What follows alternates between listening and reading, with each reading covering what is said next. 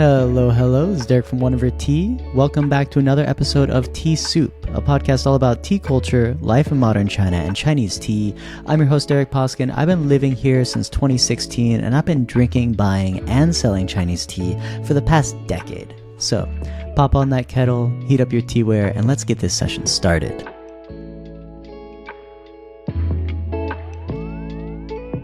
That is my classic entrance. Today it's a little different though. It's a video podcast. And I am joined with my partner from the Tea Cooperative, Alex. Okay, so Alex, right now It's great to be here. It's great to be here with you. It's not great to be here in this apartment. It is so hot, dude. I don't know what's been like in Yangzhou, but it's like high of 95 today. It is the 27th of September, and it is 95 degrees. Yangzhou is cooling off. Like we got the typhoon coming in. We dropped 20 degrees. It's been like 70, 80 degrees. Great. For those that didn't realize, we are speaking in Fahrenheit. Indeed, yeah. I think high of 37 degrees Celsius today, if that is better for you. Meanwhile, I'm sitting at a comfortable 28 degrees. It's pretty nice. Perfect, yeah. So we actually, let's see, this is after the equinox, right? So after what is the equinox festival? The Zhongqiujie, right? The Mid-Autumn Festival. Yep. Correct. And then in the fall of China has this weird series of holidays, right? You have the Mid-Autumn Festival, then you have 2 days, and then you have the Golden Week, where you get another week off, right? Sometimes they fall together, right? The Guoqingjie and the Mid-Autumn Festival, and I guess that's what they call the Golden Week, right? But right now we're in between holidays right now, right? Yeah, we're between holidays, which is the exact perfect time to release a bunch of tea, right? Yeah, it's just great for shipping purposes. I mean, this is our window, right? It's our window. This is our small window to ship teas. But yeah, no. So we just released a whole lot of Dansong Oolong, and this was a little late getting released because of the Zhongqiujie, because of the Mid-Autumn Festival, because of a typhoon, and then we really wanted to get it out here before the Mid-Autumn, or before the National Day Golden Week. Before the National Day Golden Week, which is about to happen the first week of October. And so we just dropped 15 new Dansong Oolongs. They're available on the One River Tea website. Really cool stuff from the core region of Wudong Mountain, from Wenzitong, from the village of Da'an with their 1,000 acres of Gushu tea trees. And the village of, do you know the village of Wei? Do you know what it's called? Wei's village? I did once. I forget. It's the Julio Swin. So bamboo willow village. And it's right by the reservoir, right? You remember the reservoir? What is reservoir in Chinese? Keng? 水库. 水库. Yeah, it's right by the water. 水库. The water storage. Water storage. Brilliant. I love how practical Chinese is. The water storage area, the reservoir. Anyway, so Wei's area is right down there, and we saw some of his really old trees. I think this is back in 2019. I have that video of us in the field singing those traditional songs. Yeah, so I just put that in a recent reel, and it's really cool just seeing that even though these are not the core region, like his village down on Julio Sun is not Wudongshan necessarily, but the tea trees are very old, very ancient, very big. And so we got a single bush production from him as well. And we were able to put that into the release going on. I did have a question for you. I saw in a recent product description, so Wudong refers to the soil, right?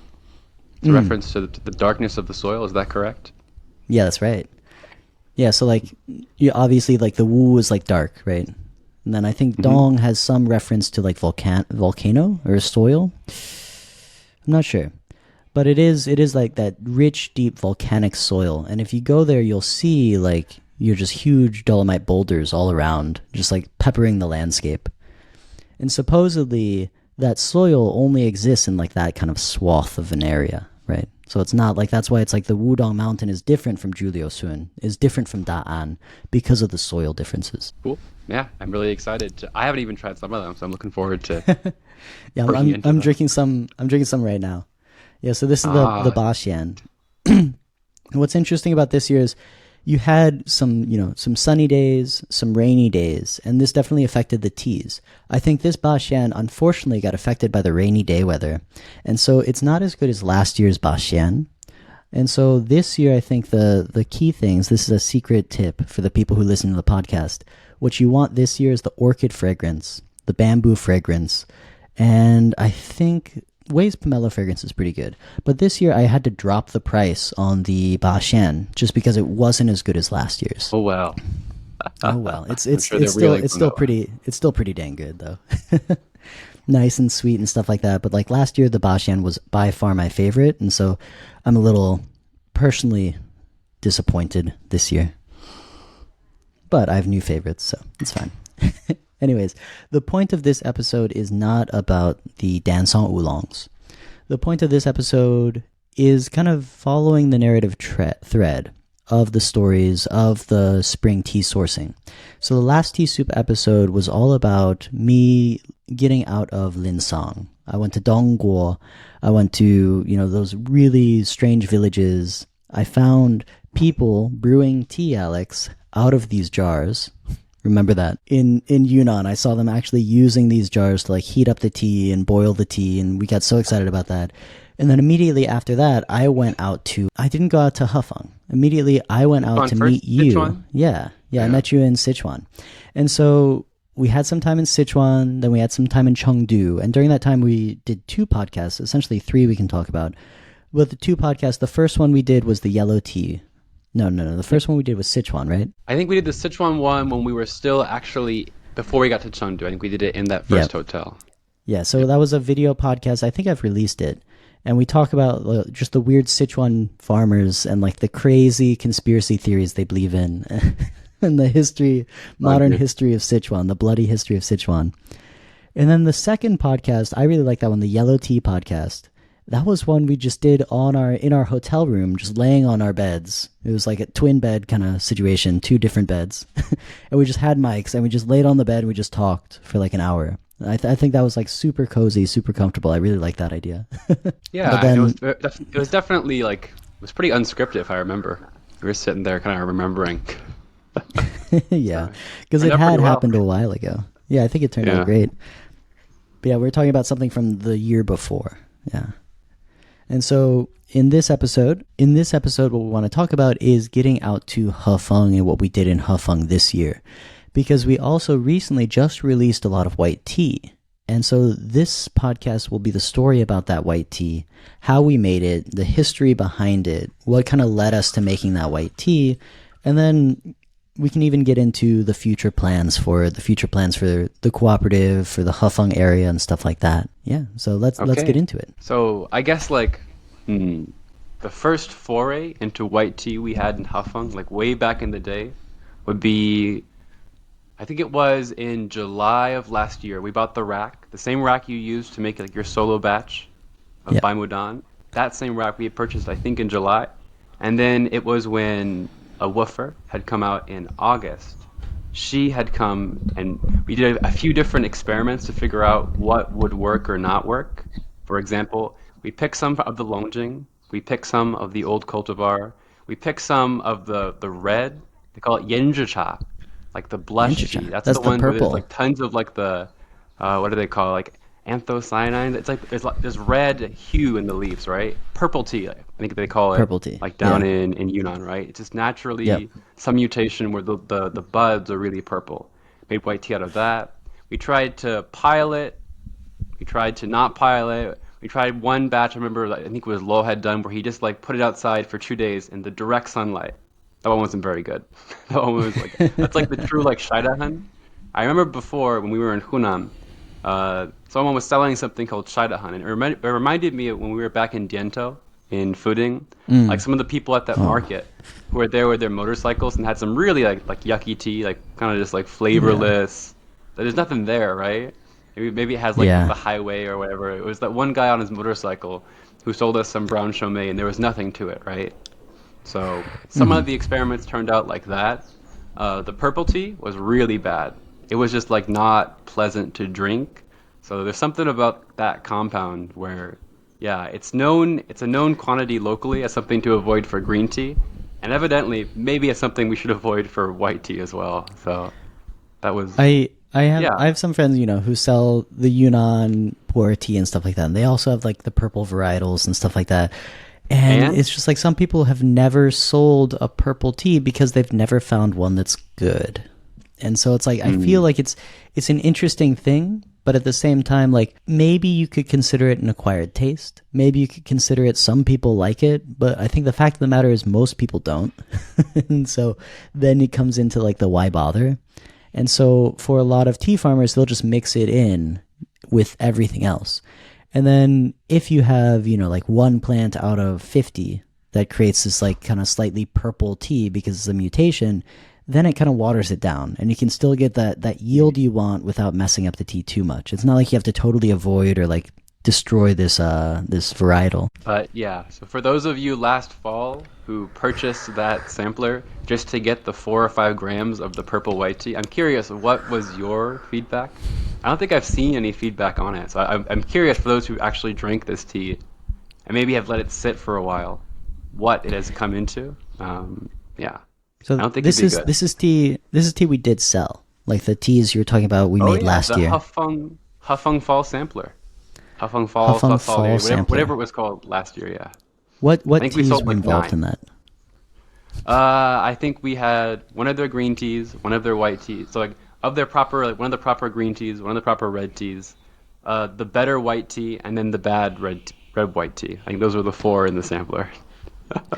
Okay, and you said we sold 9 of them, right? I think we sold 9. I'm pretty sure. I'm pretty And sure I there was 9. I think I think this was the sampler that kind of broke the camel's back as far as like our whole structure of how we're going to do this. We're gonna like buy the Sure. farmer's tea, we're gonna sell it, and then we're gonna share all the profits we made from that and give it back to the farmers.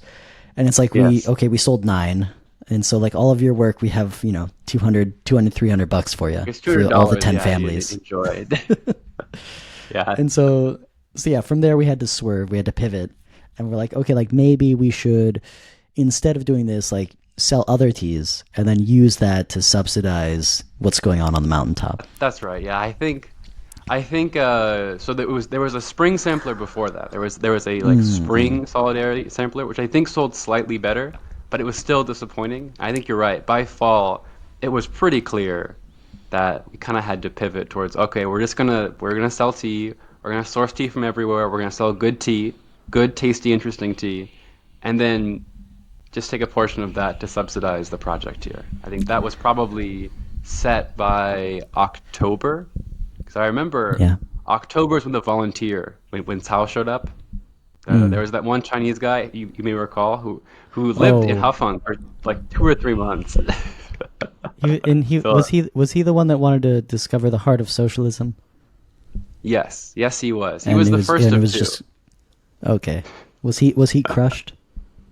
He was, yes, I would say he was Oh, fairly crushed. Well, I mean, he came here. I think there's like, and it's worth talking about, right? Like yeah. some of the things he had to go through sucked, right? Like he was there in December with me when we were picking tea flowers and then sorting tea flowers at nighttime in December on this, in this cabin which is totally uninsulated, and here we are just like bare hands sorting tea leaves. It's what 37, 38 degrees Fahrenheit. That Yeah, sucked. so So he was there below for a lot of zero. like sucky, yeah, not fun work, right? He had to do a lot of not fun work. Um, and then in addition to that, he had to talk to farmers for the first time. I think for Yeah, him, this idea of a cooperative was something abstract, right? And then he right. he got here and he talked to people. He talked to Sun, talked to Lua, talked to the landlord, talked to Qinjia, Qingao, all these other neighbors, right? And I think just his expectations were not the reality of rural China. I think that's part of it, and that And combined with that's please, I was gonna say like that's huge. Like the expectations you have for a cooperative, even for our cooperative, versus sure, its reality. Getting out into rural China and working with villagers, working with farmers, working with people that have never left their mountain, and you're trying to take these alien ideas, these external ideas, and have them adapt to it. It's very difficult because you're met with tradition. You're met with people that have been doing things in this way for a long time, and why are they going to change? And if you offer like, like these false promises, like that's where we found out. It's like we really have to show them that there's immediate value to it before they're going to play ball, before they're going to Sure. change their ways and stuff. We'll get Sure. And back I into think this when we talk about making white tea. Go on. Yeah, and I think part of it also, we can kind of go full circle on this at the end, is like one of his biggest complaints, he wrote ultimately like a little critique, right? And like one Oh, of his that's like right. biggest complaints were just like, it seems like right now in this cooperative, a lot of the work is focused on promotion, right? We have to promote this tea, we have to sell more of this tea, because that really is the fundamental problem that law and the cooperative is facing is the Yeah. old ways they marketed their tea, which worked for 10, 15 years, it's not working no more. There's too much tea. There's a crisis of Right. overproduction. And the only way out is to build a new niche, is to do new marketing. That is the core problem. It's not yield. It's not a question they have too much yield, right? Of the four Right. seasons of tea, they're selling like one and a half of the potential seasons they used to pick back in the 2000s, right? So I feel like he came here expecting it was going to be the 1950s or 60s, right? Where the problem was you get the farmers together, you produce more tea, and everyone has more money, and we're great. The Mm. problem is not we all need to like come together and produce more tea. The problem is we need to find a way to make this ecologically and financially sustainable for the families to live there and keep living there. And it's just different. Yeah. So, And so I kind of mentioned the idea of like bringing external, like new ideas into the very rural areas, very traditional areas. And one of those, as you mentioned, is promotion, is marketing, is the sure, means of sure. selling your tea to larger markets because the domestic market, like you said, it's oversaturated. There's too much stuff there. And so you find different survival techniques, I guess. Yep. And I think we should talk about, so we had the white tea last year, right? We sold 9 of them. I hope if you're one of those 9, you like it. Please give us more of your feedback. I'd be curious to know. But my feedback, it wasn't that good. It was fine. It was even like the good one. Why was it good? It was raining, so we left it inside in a pile, right? And we left it inside for like 2 days in a pile.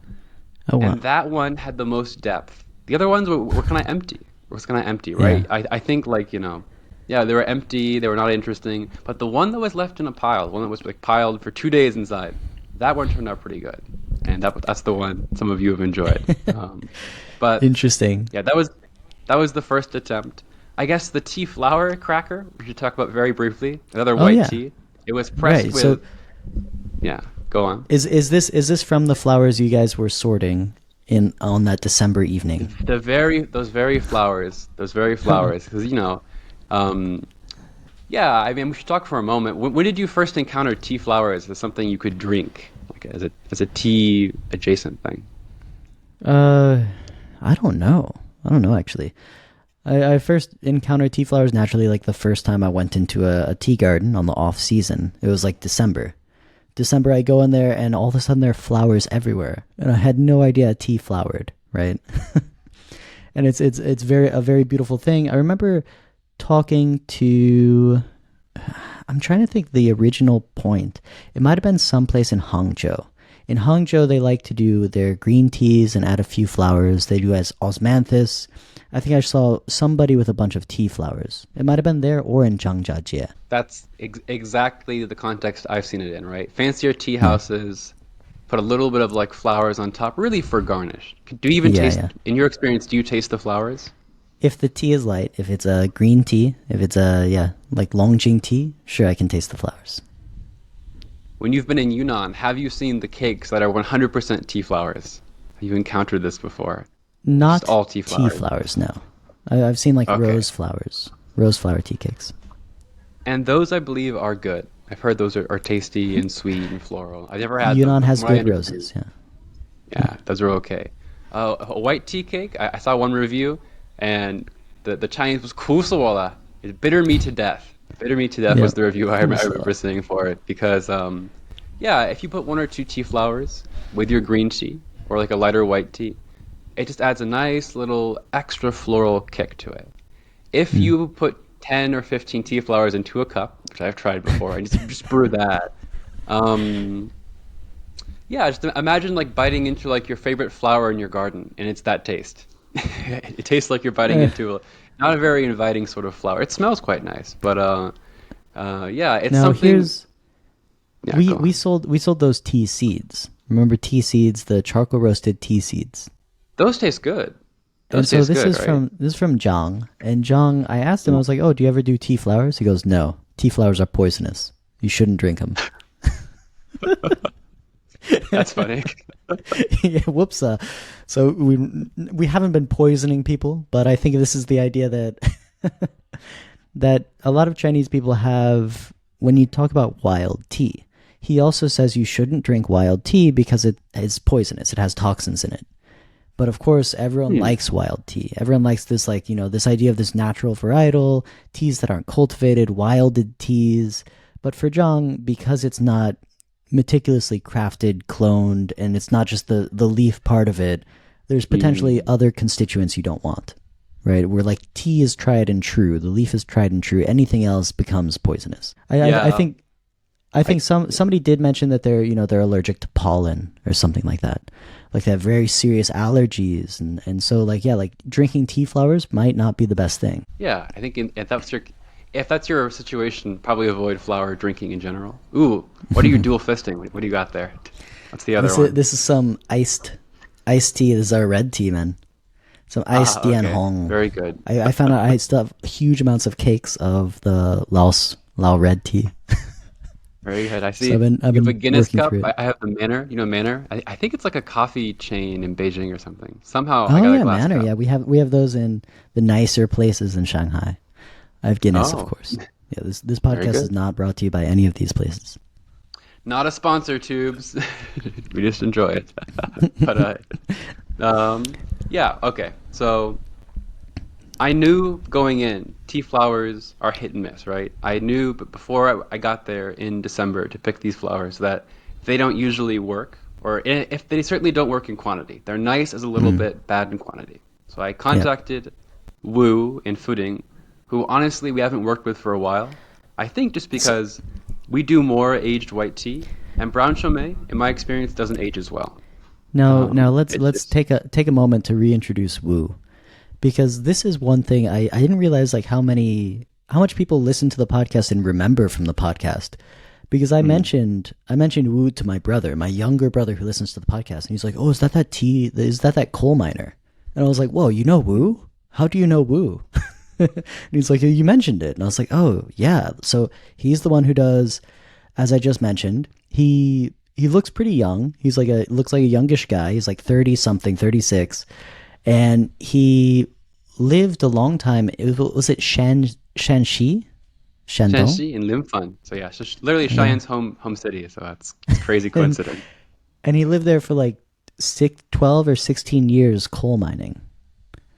And then in like the mid 2000s, when fooding white tea started going big, and again, this is another kind of history nugget where it's like, okay, before mid 2000s, there was no money in white tea. Before mid 2000s, you're better off working in a coal mine than you are working on a tea field in Fuding. And so when people talk about aged Fuding white teas from like, before the 2000s, that's getting incredibly rare, incredibly niche, very difficult to find. Anyways, around mid 2000s, he moves back and starts making tea. They're in Guangyang, right, where they're making huge amounts of tea. This is kind of like mm, liminal fooding. It's like right on the edge of it, right?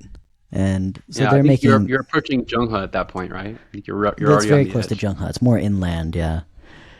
And they're making huge amounts, and they're just like making whatever will sell, right? And so they're making the green shomei, they're making the brown shomei, they're making shomei that looks aged, they're pressing it, they're wrapping it in whatever packaging people want. Remember, that was his auntie was like, yeah, this cake says it's wild, but it's not wild. I know it's not wild. What do you want? Yeah, and she was very very practical. I mean, and I remember he was saying his grandfather and his auntie before the 2000s they're making red tea. Oh Guangdong yeah, historically said was always red tea. Although they had the Fuding Dabai, they planted it in the 70s and 80s for its yield. yeah. It used to like Fuding Dabai was the first nationally approved like high yield varietal in China, which is why it was in Hunan and Hubei and Chongqing and everywhere, Oh right? right, Like that was the yeah. first nationally promoted. Ah, this is what a tea cultivar should look like to replace local cultivars. When So was that? That was the 70s. That was the 70s. It 70s. started. Okay. Yeah, because I So yeah, remember like Red Pine, Bill Porter. I was talking to him about some books and stuff, and he was like, "Oh, I really love the Bailing Gongfu Cha," and I was like, "What is that?" And he's like, "It's a red tea from Fuding." I was like, "What? What? I didn't even know they had red tea in Fuding." But he was like, "This is like 80s and 90s, I'm sure," and so it must be like that cultivar. Yeah. you must have drank Wu's grandfather's tea. Another weird Yeah. potentially, Yeah. potentially, right? And So, there's the guy on the Tai Mushan, and he said his grandfather was just doing in the 80s just doing red tea for export. Yeah. Anyways, check that out. so Wu is somebody that like we met, we really like him as a person, connect with his family. They're very honest, straightforward. And you know, we've every now and then we've bought some of his teas more for sample boxes where it's like cuz he makes like the brown chomei. And so we can buy brown chomei from him, green chomei from Cho, and then compare the two. But Alex, I guess now you can circle into like having him help us press the tea flowers Sure. because So you were the one taking that. yeah, so I contacted him. I called him and was like, "Hey, long time no see. Haven't bought your tea in like 2 years. So how's it hanging, man?" You still like He was us? very nice. He's very, but like, I was like, so like I would like to do these crackers, and can you put one flower, at most two flowers in a single cracker? And he's just like, "How do you He's like, yeah, I'm not sure. Maybe the difficult times for fooding began last year. He was surprisingly Yeah. like he was open to it Okay and he with did it. it. So yeah, okay, whatever, right? I'll try anything. So it was excellent, and he did it. And once he said yes, I went up to the mountain. This must have been the first or second week of December, and we got there on a Friday night. It was me and Cao. He was this volunteer, and me and Cao went to the village team leader. We're like, okay, we're here, right? I texted him a week in advance that we were coming, and he's like, it's too cold. Lots of people have gone down to the city, right? They weren't there. It's like half of the households were already gone. That's a Hey. problem. Yeah. Half of the households, or a lot of them have longjing tea. And longjing was bred to have less flowers, right? It has less flowers, it has less seeds. You want all that energy going to the leaves. So it's this intentionally designed cultivar to make lots of wonderful green leaves in spring. It is not designed to have many fruit or flowers. So if you have longjing in your fields, you can't help us. I think in the end, only 3 or 4 households were actually there and actually had pickable tea. Unfortunately for us, of those households, 2 are slightly problematic. One, so people with the most, like the greatest quantity of beautiful, like bulbous, excellent, perfect tea flowers is Yulin's family. This is the family I mentioned before. Yulin was the guy who used to oppose us, got Yeah. cirrhosis, got better, and is now our friend. That's like, so listen in past episodes to the Yulin arc. At the time, Yulin was in the hospital. Redemption. His wife was there. And Yulin's wife, I was worried at first because we had some bad experiences before, but she picked awesomely. She did a really good job because I told them all that Friday night, okay, Saturday morning, go out and pick. We're going to receive it Saturday evening. And when you pick, make sure you pick tea flowers that have not opened up yet. Because if they've already opened up and they've started to like brown, and you stick that into the kiln, it's going to be a kind of a yuckier product. We want ones that are Okay. just at the point where they want to open, like kind of like midway through their, yeah. So they aren't like green little beads, but they aren't also like fully open flowers. Was the idea, and she did that perfectly. Her neighbor Qingda and Qinggao, these 2 households, they had less. They also did a good job. But Auntie Tong, ever the opportunist, she brought us a bag, and on top, all the leaves were like perfect. This is in her bailiff. She said, look, 多好, 多好. I was like, it's great. And I was like, oh yeah, thank you, great. Paid WeChat, wonderful. And then when we dump it out onto like the little like sorting platform, immediately it becomes obvious on the bottom. She has the green beads, she has the big flowers, she has sticks, like all kinds of like weird stuff was in there. We had to go through and sort until late in the evening. It was our first lesson with Auntie Tong, but it was okay. In the end, it got done. We did the tea in the kiln. Before we had done it by the fire. Do you remember the first time we did tea flowers 2 years ago, the disaster that happened? Do you recall? I remember that disaster. How could I forget? Yeah, the fuzz. You remember the fuzz? The fuzz. I These remember poor tea thoughts. She was incredible about it. We helped her out with a sampler, and like just ended up shipping, so many like moldy tea flowers to so many people. It was so bad. Yeah, so like the first time they just done it by the fire and they're like, yeah, it's good. And it got here okay. It was okay here, right? But as it got shipped over, there was enough moisture that when it sat Yeah, in Guangzhou for those 2 3 weeks to get on the plane, that was enough to put it over the edge. So, yeah. anyways, not thoroughly. So we got it in the kiln. We've By the we've way, I learned don't our think I told lesson. you. Yeah. After it went through the kiln, I brought all the tea flowers here to the university and I put them outside for like another week or two to dry to Dried be them out more. absolutely Good. sure there's no moisture. Okay, so yeah, Yeah. indeed, turned out well. Got to Woo. Woo pressed them real fast. Got them back to me like within a week. It was really cool. And then I had some, and I hated it. And I did not like I when I first remember had it. Yeah, go on. I remember you were just like, it's I've made a terrible mistake. I don't know this is the worst thing ever. And I was like, I don't know, just send me some. And I don't know what happened. Like I don't think I drank it. I don't think I drank it for a long time. It must have been during something else. Like what time of year was this? So it was end of December. I got it. I tried it in January. So I must have.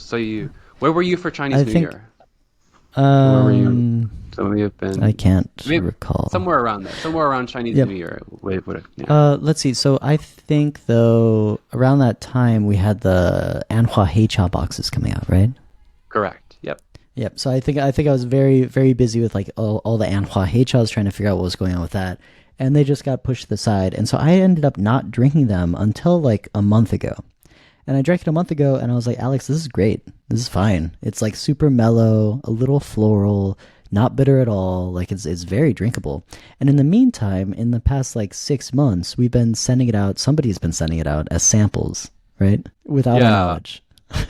Well, even before that, back in March, I remember Cheyenne was like, "We have to send them out. Someone's gonna like this. Someone's gonna because like one man's yuck is another person's yum, right? So you're gonna send these Yeah. out, and someone's gonna love it."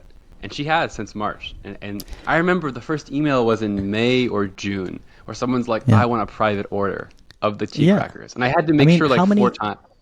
Say again. how That many was the how many of first those one. emails have we seen? Yeah, because I've seen like four or I think five three or emails of four. like what is this Yeah. tea? Like why can't I buy it? Like why are you holding out on me? Like Yeah, well, and the first time the email came, I was like, "You have to have mislabeled it. There is no way it's the cracker." Yeah, I think because what it was when we first had it. we do have another tea flower. This is the Guihua white tea See, so cracker. I was thinking this has Yeah. got to be the Guihua cracker. People are confused. They're drinking the Guihua cracker and they think it. No, but no.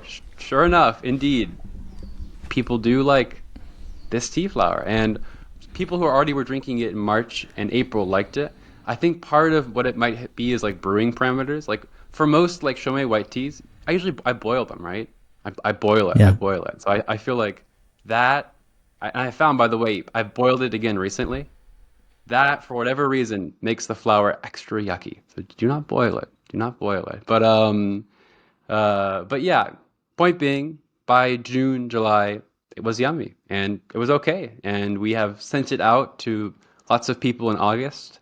We would love your feedback. But yeah, I'm really happy to see in the end this tea cracker is working out. Because at the time, my devastation was huge. I was like, oh my God, all this work has been done. And, I just didn't think it was up to our standards, right? I didn't want to have people be drinking this. I certainly didn't want to be selling it for money if I thought it was not great. That's all. So, yeah. Yeah, and that comes back into yeah, like full circle for the tea cake we just ended up not selling for money, giving away. This is the brown river. And so ideally we had two cakes lined up, the Brown River and the Green Yeah. Mountain. But we had Wu press them and he blended all the two together. The reason we had two, we'll talk about it here in a second, but he blended them all together and we just have one cake here. And again, I find like this cake is so funny, like as far as the design goes. I see people putting the design like this, other people putting it like this. It should go like this, right? Like this line is that line. They're on the side of a mountain, right? Yeah. Oh, in fact, if you look right in that picture, that's Tao, the guy in the purple pink behind. Well, that guy, yeah, that's Tao. That's the volunteer who was there for 3 months. So, For the tea you know, flowers. For the tea flowers. So Legend. that's the And very then guy. is The this very is guy. this Swoon or Lo? That's Loha. That's Loha. That's Lo. So Lo Yeah. is the big one, and then we have the volunteer. The Chinese volunteer is the smaller one. Very cool. And so that kind of brings us up to date on the experiences we've had making white tea in Hefeng, white tea and tea flowers. For the tea flower crackers, that was Wu's white tea, right? Correct. Yep. Yep. So Yep. that That was was Wu's his. brown chaumet, and then we put our tea flowers in it. So it wasn't entirely our own production. This year we finally did do our own production at scale. And so what happened is we finished all of our Sichuan sourcing, Chengdu hanging outs. We went back to Ensure. And for whatever reason, I went to the cabin immediately by myself. Alex, what did you do? There was a conference or something. Okay, you had a There's something conference or something. going I was trying to figure out why I went Yeah. there by myself. And then you were going to pick up a volunteer and bring him back to the... Oh, that's what Jason. I had to get Jason. That's what it Yeah, was. you essentially had to get Jason. Yeah, I think you were That's also right. doing a conference or something. But anyways, something like that. I go up to the cabin, and we won't talk too much about what I found up there. It was kind of a mess. It was kind of a mess. Cheyenne was very angry. I was very angry. Alex was very understanding. But it was essentially like stuff. Stuff was just a little messy. Didn't get cleaned up. It's difficult living on a mountain when there's no like trash can. Right? There's no like place you could just like for a 40-minute dump it walk out. down the mountain. In their Somebody will defense, take out this trash. Yeah. Yeah, like, And it was there raining were too, some, right? There were some, well, not every day, but there were some. There were certainly some of the issues left behind by the guest in question. I think Yeah. maybe you're not forgivable. Other things like the trash, I get it. And now Yeah. going forward, that we have the village collective managing that like volunteer station. I think Yeah. it should be better. By the way, there's a spot now where we bring the trash to and just drop it off, and then they Oh. will take it down the hill for us. So Yeah, just because there's like somebody will go down the hill every day at least, right? correct. So there's now Anyways, a garbage heap. For those who don't know, our cabin is on like a plateau on a mountain, like on a level spot on a mountain. To get from there to the river below, to the tea factory, to where they actually collect the trash, it's like a 40-minute walk up this winding, really steep road. And so like even taking a car up and down that road sucks. Because you're like at a 45-degree angle, you're constantly hairpin turning. Walking down is even worse. Walking down with trash, God forbid the trash bags don't split on you. But yeah. Anyways, so I get up to the cabin and I'm like, oh my God, it's so messy. I start cleaning up, and then by the time it starts getting clean, I have all of this like, rage energy, not rage energy, but I need to go do something meditative. Rage energy, I think it was. Rage energy. If I recall. And so what I do is I sublimate that into picking tea. And so I start picking tea. It's very peaceful. And I don't know if you've actually, the listener here, I don't know if you guys have ever picked tea, but it takes a long time. Like Alex, like how much tea do you think you can pick in a day? Like 5 I know pounds? exactly how much tea I can pick in a day. Not a lot. I think the most we've 5 ever pounds? picked. No, I don't think I could pick 5 pounds in a day. I think I could pick 2 or 3 pounds if it's once the bigger, like our lower bushes are good. That's it. So I think Yeah. for like Mingcha and like white tea, right? That's all I could do. Right, yeah. And so the ratio there is like usually it's 4-to-1. Like you pick 4 pounds of fresh tea, that'll make 1 pound of dried tea. And so for me, like I think I probably picked 300, 400 grams, like not even a pound, like maybe 500 grams. And so that's going to come up with like 100 grams of tea. But essentially it took me most of the day to pick it. And then I'm looking around how to make white tea. I just come from Fuding and I remember all the processes, right? And it sounds like a lot of people think white tea is the simplest tea to make. It's the most natural. It has the least kind of like elements to it, but there are a lot of things you have to pay attention to. And one of the key things is you want that withering process to happen in a very controlled way, in a very clean way. And so you don't want the tea to be piled when it's withering down. The withering process is after you pick the tea leaf, it's really crisp, it's really hard, and then after like half a day or a whole day, it starts becoming really rubbery. It starts losing a lot of liquid, a lot of water content, and starts that drying out process. This phase right here, I think like that first like 12, 24 hours, this is when you can get the worst flavors of the tea, depending on what you do with it. If you heap it up really a huge amount, if you keep it really hot and stuff like that, it really won't have that clean flavor you want. And so what I did is I had, not very much tea, and we just had that one set of racks, right? Which was just perfect for the amount of tea I had. And so I picked the tea, I kind of piled it out outside for a few hours to kind of get that initial withering. And then as soon as it started kind of becoming a little more limp, I started putting it really thin on those baskets, put the baskets. And one of the things I was doing is I was doing this kind of inside. And so the initial withering phase, like the first couple hours, was outside. Then I moved everything onto the racks and put it inside, and then put two fans next to it. And then this is still early April, and so it's still getting a little cold. And so then what I started doing is I put a bunch of heaters in there too. And so I'm doing this very controlled micro batch of tea that's like 500 grams of tea becoming 100 grams of tea, two heaters, two fans, and it's running all night, like as I'm sleeping. And then I'm rotating the racks too to make sure that they're getting an even exposure to the heat and to the wind. And a lot of attention is going into this. I'm looking at it every hour. I'm moving stuff around every hour. And so even though the idea is like you pick tea, you let it wither until it's dry, it's still a huge amount of work, a huge amount of attention going into it. And then the second day, that's when I start doing the actual like drying outside. And again, I'm trying not to burn the tea. It wants to be like a certain percentage dry before you really do that, because if it's still too wet and you get it too hot, it's going to create off flavors. And so it took me about like 2 days to make this tea from start to finish, but I ended up with something that I really liked. Something that was like, it was like exactly what I had had in Fuding. It was like that green shomei taste. We can't call it green shomei, Alex, right? Legally, we cannot call it green shomei. Legally, we Can't cannot call it shomei. Yeah. But yeah, so it's Hefeng white tea. Anyways, so I ended up with something that was pretty nice. And right around the time I finished, that's when Alex, you came back with Jason. That's right. Yeah. So let me think here. So that would have been 22nd or 23rd of April. So it was just Guyu. So Guyu had Yeah. just hit. We're in that solar term just as Jason arrived. And your Baimudan was done. I think Mhm. there's a video somewhere people can find if they're interested to see I've see the I've process not we're made talking about. I've not made the Oh, video yet. I've made a reel, ah, but yeah, I have a well, few videos I need to make. okay. Well, there is a reel which could maybe perhaps be in the description or whatever. You guys can check out, or you guys are smart. Search through the Instagram, you can find it. Go back to Yeah, April, you can find this cool video of yeah. And yeah. so one thing that I will say, shout out to Giacomo, because Giacomo was there with me. Mm, Giacomo was there with me when I was making the tea and stuff.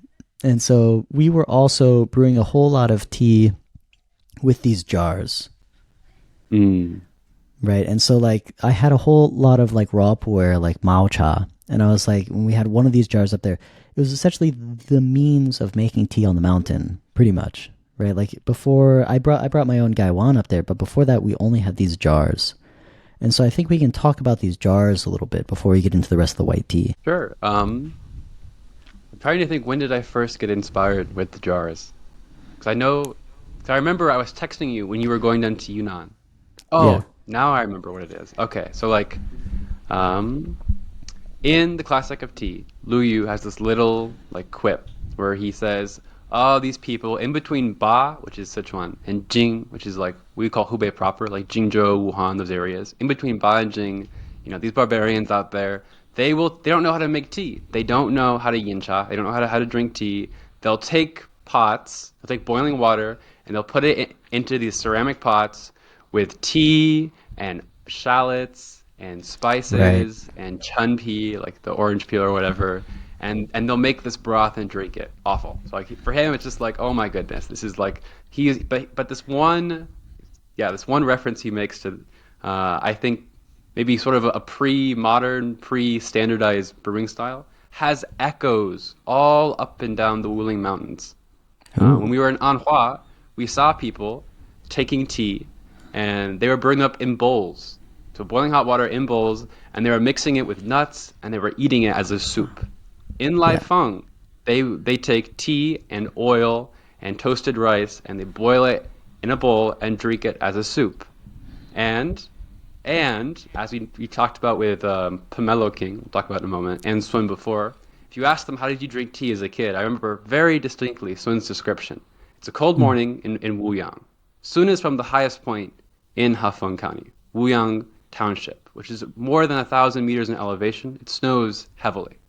The only grain he had growing up was corn and potatoes, and to this day he cannot stand the taste of rice. So he eats corn and potatoes as a good mountain boy. And he remembers his grandfather. This is the 1950s, right? And he has like the Mao suit, and he would open up his Mao suit, and he would open up his shirt underneath, and he put himself over the fire first thing in the morning. It's a cold, cold morning. Put himself over the fire. He stirred up the coals, right? He's put it on a new log, over top, and down in betwixt, down in the kind of under all of his shirt, he has his chaguan. He would have his teapot going. The same chaguan you just held up. He put down on those coals, get it hot, right there. And then first thing in the morning, he would, by the way, he said, it may be today's tea, it may be yesterday's tea, it may be a combination of the tea he had put in there 3 days ago, whatever. For up to a week, he'd just be adding tea leaves in there, pouring in hot water, sticking it over the coals, and slurping directly from the jar. And then he would get the first slurp in the morning. Then the other family members could get their slurp. Grandpa first. Then everyone would get their slurp. So that's the oldest memory of this that I've run into.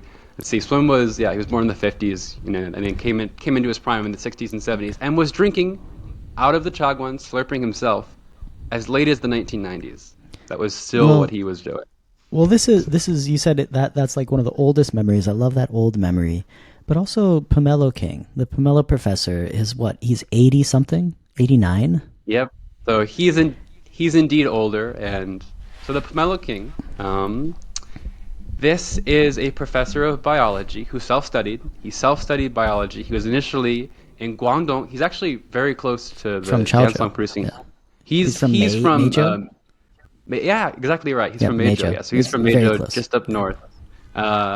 And he, back in the day, was sent to this like technical slash teaching school. Like in China, you still hear of like the normal university, normal school. It's like a very like 18th century term for a school where you go to become a teacher, right? And they've kept Yep. the English. Anyways, point being, he was at one of these normal schools in the 1950s. That's how old he is.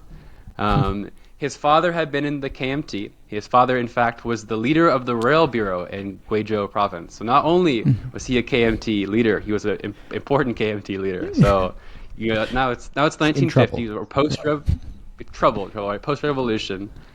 He gets into college nonetheless, and then he makes friends with one of the biology professors, I think through letter correspondence in Wuhan, and is like, I have self-studied biology. I don't have the right major. Would you take me as a student? And the guy says yes. So he goes up to Wuhan, and he studies how to grow oranges, and his personal lifelong passion, pomelos. Pomelos. And he has Pomelo King. developed a cultivar specifically here for Ensha. Why was he in Ensha? Well, we just mentioned, not the best political background, but he did have the skills. So he was sent to what he describes as the Siberia of Hubei, Ensha. Ensure. And in those days, it took a week to get from Wuhan to Ensha. You go up the river. That's the same province? Yeah. Same province. You go up the river to Yichang, and then from Yichang, what followed would be buses and horses all the way to Ensha. There was a horse station here where the university is now.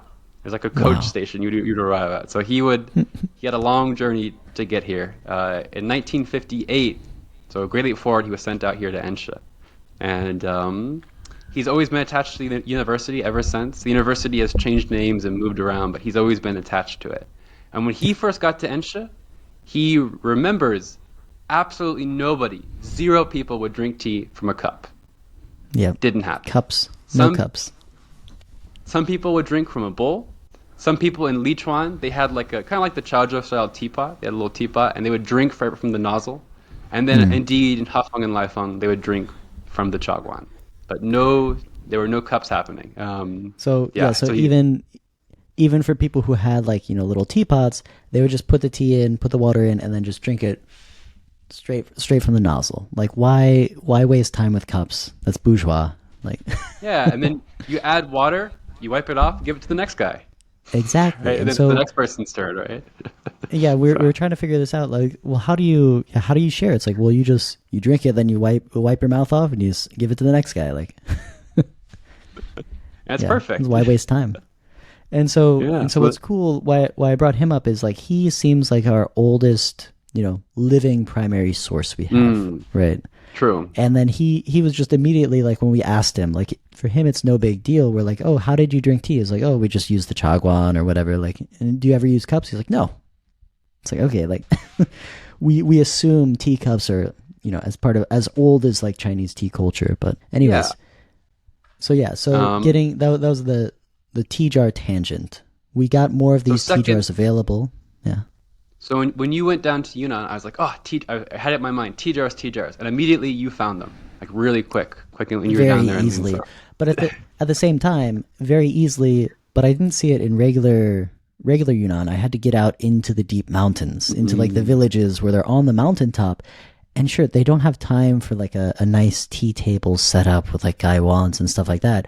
They have one of these jars resting in the fireplace, and they just like throw tea in it, throw water in it. Everyone gets some tea. very Yeah, cool. and so it was very neat. And what's cool about these guys, and we just got more of them, is they're actually made by a local Hunan or Hubei potter. Chongqing, actually. Chongqing. Okay. It's And so just he's from the border of Hefeng over into Chongqing. so he's rediscovering the ancient method of making these teas. Are these wood fired or dragon kiln It's some fired?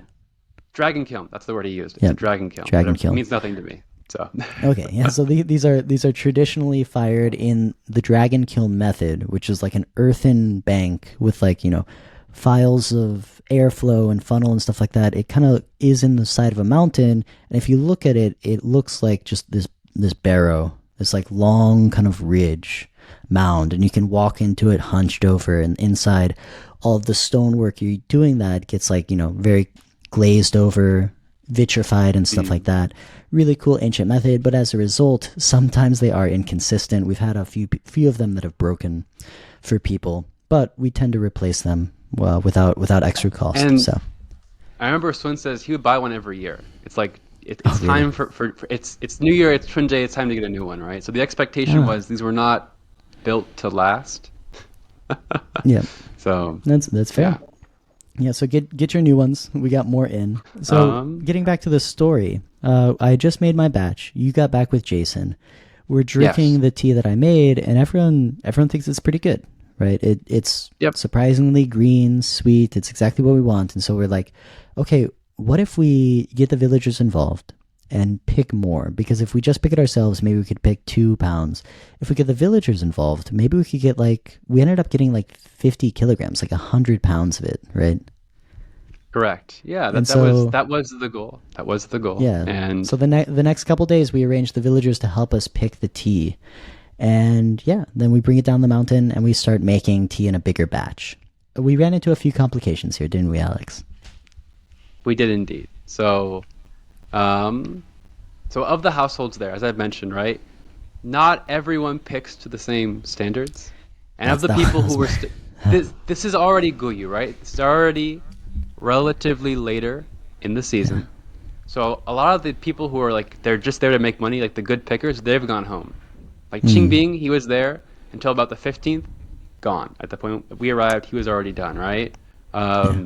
Grandma, like the mother of our landlord, like Grandma Tian Popo, she was done. She's like, there's no more money in tea at this point, no more. So like Right. the people who were still picking were the people who had nothing better to do, and that was some of them are solid though. Like for example, where the scale is, the family that has the scale is the family everyone trusts, right?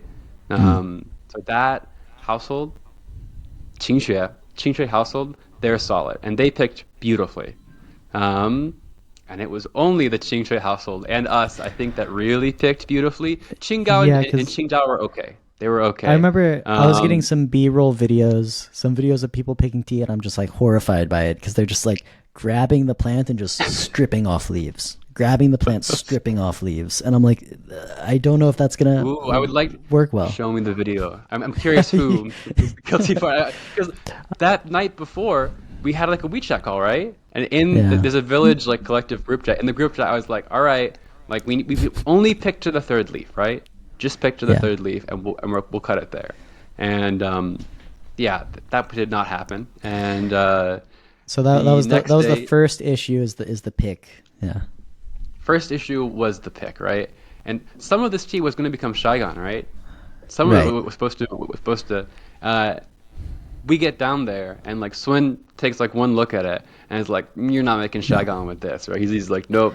So so it's not yeah, even and the good point enough of the for Saigon Saigon. was because Saigon is they call it baita there, they call it white tea for them. That's Yeah. the tea traditionally they drink in the jars. So wouldn't it be Oh, so okay. wonderful to have the tea for this jars by the people who drink it in the place? Great. Didn't happen. Didn't happen last year in August because the leaves were already too late. I wanted to say Mm, for a moment, I used to think summer tea was bad because of bugs or because of heat. Problem is those leaves are too thick. You physically yeah, cannot get all the you can't press them, you can't work them. You can't kill green properly, you they're can't too roll them hard. Yeah. properly. It's yeah, they're hard and you can't get all the compounds that need to get out of the leaf out. And when you brew Yeah. it up, there's just nothing there on the surface ready to go. It's not going to do anything. So point being, that already was true for the leaves they had picked. They were already too big to make the real classic Saigon that Sun's grandfather or Pomelo King would have been drinking back in the 50s. And So so and white so tea was, yeah. we posit we can't make the Saigon. What if we make this white tea I made? And Soon's like, how do you make the white tea? And I tell him, and he's like, no, that's not Well, it's not I how think you you do even it. show him the bag and he laughs at you. Yeah, I showed him You the should, bag and he laughed. And yeah. he looks at it, he's like, what did you do here? Like He's this just like, isn't Saigon. This isn't white tea. No way. pushing, pushing, And we're like, pushing. just give it a He has that laugh. we're like, just give it a try. Just taste it. And he's like, no, I'm not gonna taste it.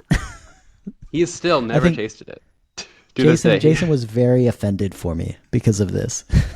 Like he's like, just give it a taste, man. Like, and I'm like, I'm fine because I'm used to these, the Chinese tea makers, Chinese tea masters being very stuck in their ways. Very much, I know what's going on and you don't.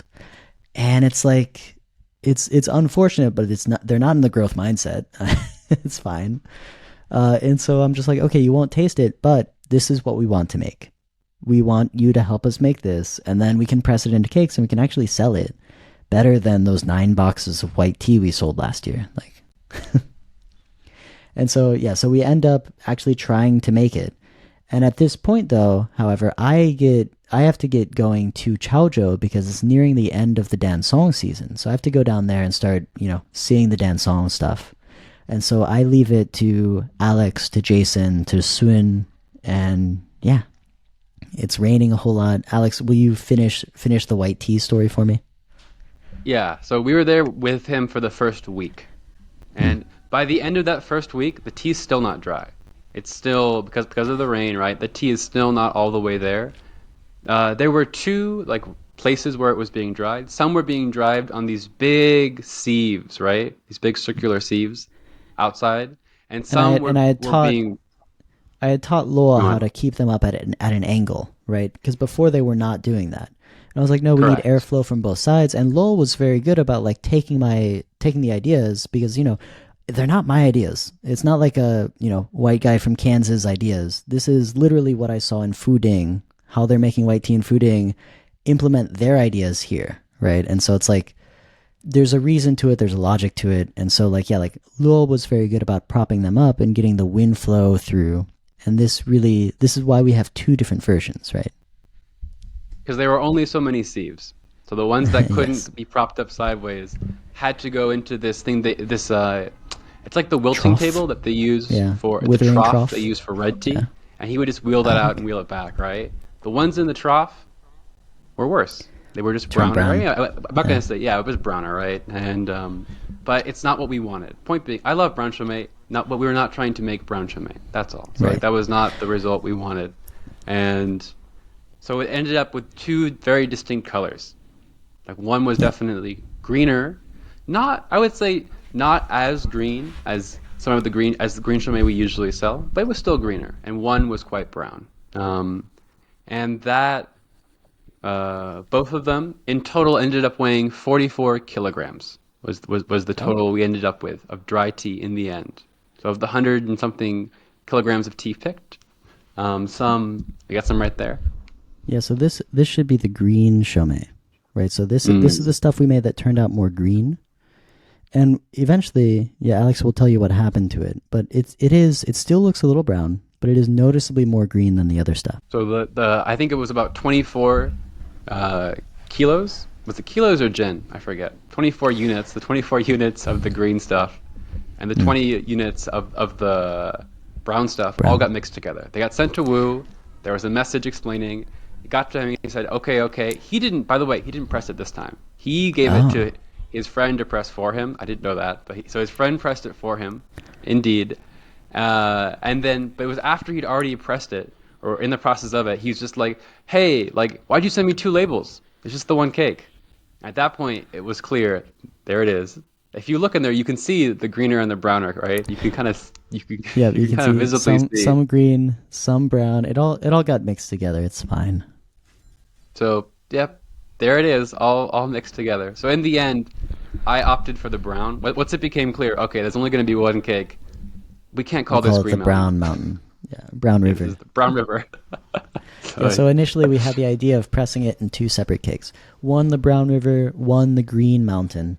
And we're actually thinking about selling the Green Mountain, right? That was our plan. Sell the Green Mountain, maybe just give away the Brown River if you buy a Green Mountain. And then they got mixed together, and so that's when we were just like, you know what, we'll just give all of these away. However, people that have received them, maybe it's just the psychology of receiving free tea, people seem to have really liked it. Like, I've gotten a lot of good feedback on it's so mellow, it's so sweet, I can't believe they're giving it away for free. Hooray! I hope they continue to like it. Yeah, no, I think I was fishing for Alex to say something like, yeah, it's nice now, but I don't know how it's going to age, right? Like, I don't think this is a tea. Fellas, I don't think it's going to age. I think it's going to peak like a year or two. It might get a little bit sweeter, but like, I still have some of the brown Chaumet that was first given to us by Wu. And if you compare it to brown Chaumet, the brown Chaumet he'd given me last year, I think it's just duller. It kind of dulls out. It just loses its flavor. It hasn't gotten any sweeter.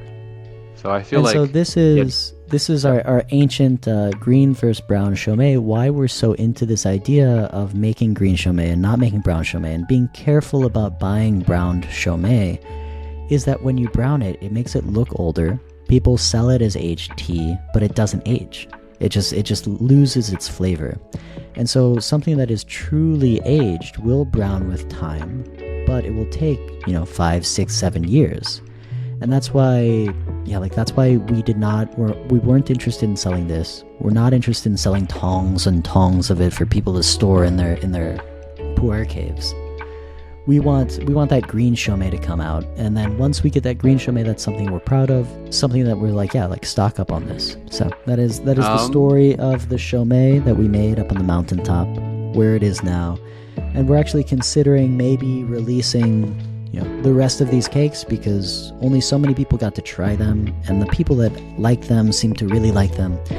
Maybe we'll release the rest for really cheap, but we'll see. Okay, yeah, I think we could probably wrap it there. I almost feel like all the stuff about Michigan and what we're going to do in the future, that almost might need to be a different episode. Yeah, I think that would be a whole other podcast for what's our future plans here. Yeah. Yep. Yeah, so I think we could probably cut it there. It was great talking with you. We should probably, I wish I was drinking some of that tea right now instead of drinking Golden Green, as always. But yeah, I'm drinking some Bashan. I thought about drinking the green tea we made, but we just released all of the dance songs, and so I wanted to go back to this Bashan because I kind of mentioned it has a little bit of that water taste, but it's actually really pleasant. So I'm just being too hypercritical like we always are. Anyways, thank you guys for listening in. We'll try and do a few more episodes next month. Maybe talk about Tongmuguan, talk about some yellow tea that Alex, Xiaoyan, and Jason recently found. This is the traditional Drun Shan. This is one of the kings of yellow tea. So stay tuned. Looking forward to it. All right. Thanks, Alex. See you guys. See ya.